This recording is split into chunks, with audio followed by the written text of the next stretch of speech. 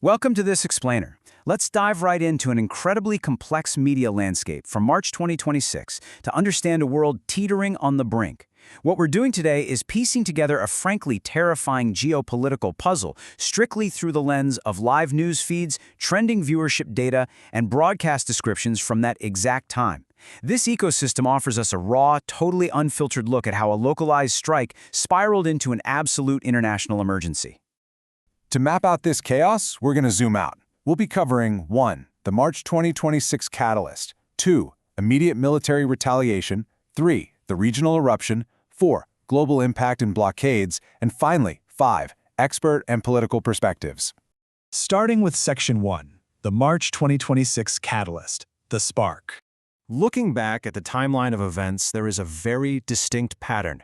Roughly 2 months prior to early March, U.S. and Israeli forces conducted an operation that resulted in the killing of Ayatollah Khamenei. For weeks, the tension bubbled right under the surface, until just 4 days prior to March 2nd, the U.S. and Iran began exchanging direct, kinetic fire. By the time we hit March 2nd, 2026, the language across all the major networks shifted drastically.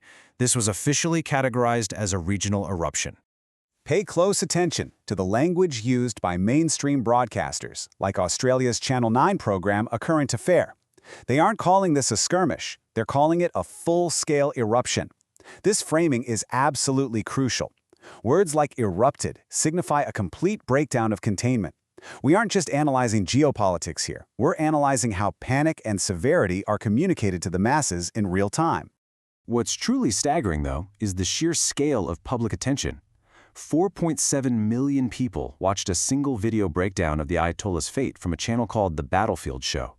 When you have nearly 5 million people clicking on a geopolitical analysis video, it highlights an incredibly high level of global anxiety. The public was desperately searching for answers as to how this catalyst occurred, and more importantly, what it meant for them. Moving into Section 2, immediate military retaliation, the immediate responses. We're seeing a terrifying tit-for-tat playing out live on the front pages of the internet. Networks are highlighting massive two-sided escalation. On one hand, headlines state the U.S. military declared open season on Iran's power plants, using devastating bunker-buster bombs. On the flip side, the narrative captures Iranian actions, striking regional military bases and, according to Fox News reports, inflicting hard hits on troops.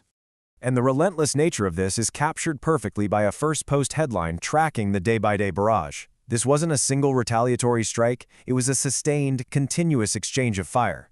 Look, when a conflict hits its 4th consecutive day of direct engagement between two major military powers, the threshold for finding a diplomatic off-ramp narrows significantly. That brings us to Section 3, the regional eruption, expanding borders. The conflict didn't stay contained. It was a terrifying domino effect. Analyst Pepe Escobar warned in a broadcast that Yemen actively joined the war. Furthermore, media reports show that the Gulf states were bearing the absolute brunt of the crossfire. This is exactly why the word eruption was so accurate earlier. The initial spark ignited neighboring sovereign nations in a matter of hours. A breaking alert from Fox News really emphasizes how volatile the region became, showing massive explosions hammering Kuwait.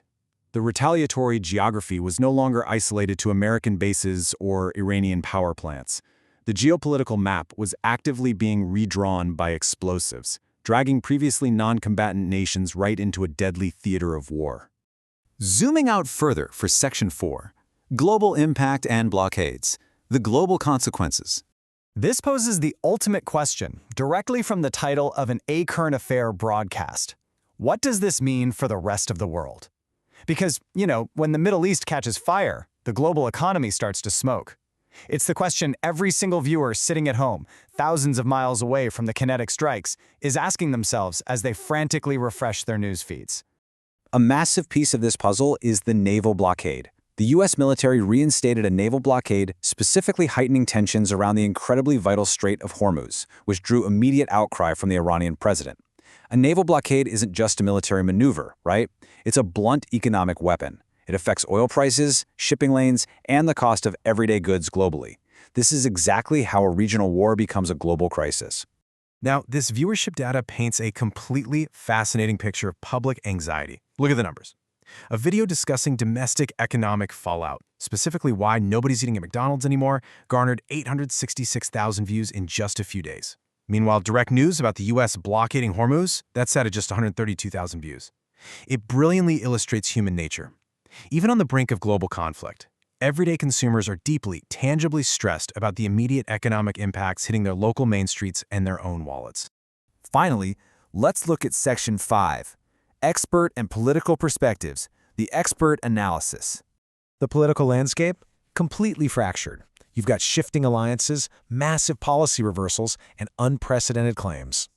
Outlets like Breaking Points and The Telegraph reported a confusing web of maneuvering. Reports surfaced that Trump teased major attacks, but simultaneously backed down on the Hormuz blockade. In a really surprising twist, headlines suggested he blocked Israeli Prime Minister Netanyahu, while an ex-Mossad chief publicly claimed Israel was actually out of the Iran war. The political messaging was just as explosive and unpredictable as the military strikes themselves. To make sense of these rapidly shifting sands, networks scrambled to find steady voices. They turned to veteran diplomats, like former Ambassador Arthur Sinatinus, to provide a grounded perspective. When the headlines are dominated by bunker busters and blockades, the media desperately tries to translate military chaos into diplomatic strategy. It shows that beneath all the explosive headlines, there's a frantic attempt to find a negotiated off-ramp. Ultimately, looking at this media landscape from March 2026, you really have to ask yourself, how long can the rest of the world endure the heat of an erupting Middle East? The interconnected nature of our world means a localized strike can threaten the entire global system in a matter of days.